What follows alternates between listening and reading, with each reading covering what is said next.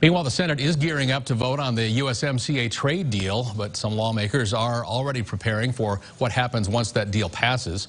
KCAU-9's Washington correspondent Anna Warnicki reporting how Border Patrol and ports of entries are getting ready on the Mexican border. Texas Democratic Congressman Henry Cuellar represents one of the busiest ports of entry in the country. We see more than 14 to 16,000 trailers a day. Cuellar says the Laredo, Texas port of entry processes over $100 billion in trade between the U.S. and Mexico every year.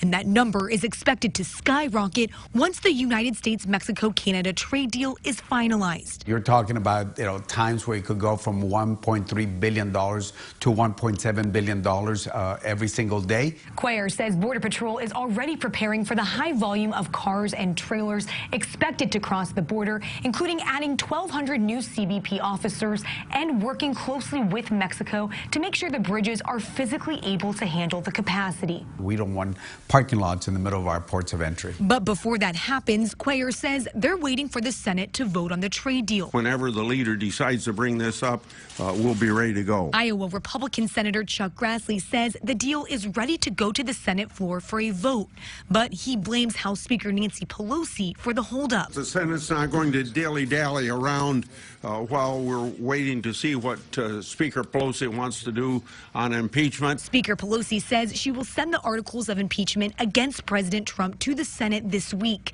which Grassley fears could delay a vote on the USMCA even longer. In Washington, I'm Anna Warnicki, KCAU 9 News.